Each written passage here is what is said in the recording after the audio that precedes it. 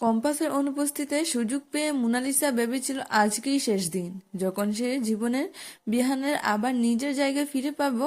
নিজের ঘরে বসে সে বারবার ভাবছিল, কম্পাস, তোকে আমি ছাড়বো না। বিহানের সামনে আমাকে যা অপমান করেছিস তুই আজ, জবাব আমি দেবই।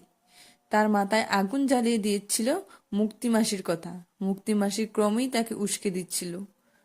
মোনালিসা, এখন তোমার চোখে ব্যান্ডেজ, তুমি অন্ধ সাচ্ছ। এই অভিনয়টা তোমার হাতিয়ার। বিহান যতই রেগে থাকুক, তুমি যদি কাছে যাও দুর্বল হয়ে পড়বেই। আর আজ কম্পাসও নেই, সরাসরি মায়ের বাড়িতে গেছে। এই সুযোগ আর পাবে না। এই কথা শুনেই মোনালিসা যেন আরো উজ্জিত হয়ে পড়ে। তার চোখে তখন প্রতিশোধের ঝিলিক আর জয়ের লোভ। মোনালিসা ভাবে, আজই হবে শেষ সব ঠিক। আজ বিহান আমার সম্পর্কে নতুন শুরু। এরূপ সে ধীরে ধীরে এগিয়ে যায় বিহানের ঘরের দিকে।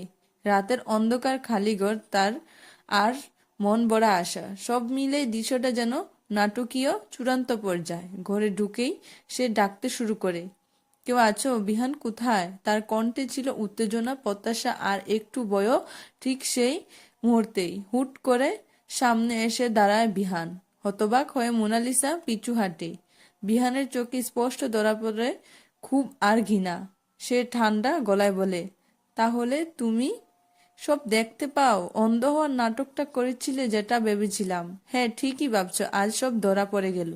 মোনালিসা মুখ সঙ্গে সঙ্গে বিবর্ণ হয়ে যায়। সে নাটক এতদিন ধরে চালিয়ে যাচ্ছিল, সেই পর্দা আজ বিহানের সামনেই ছিঁড়ে গেল।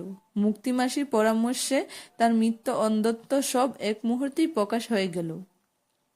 আর সবচেয়ে বড় ধাক্কা এটা যে কম্পাস পাতানোর ফাঁদ যেখানে মোনালিসা শেষমেশ আটকা পড়ল। পুরো ঘটনা যেন উল্টে এসে মোনালিসা আঘাত করলো।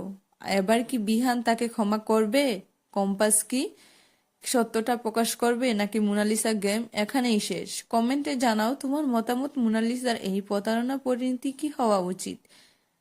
যদি ভিডিওটি ভালো লাগে অবশ্যই একটি লাইক করুন এবং আমার চ্যানেলটিকে সাবস্ক্রাইব করে পাশে থাকুন। ধন্যবাদ। আবার দেখা হবে পরবর্তী পর্বে।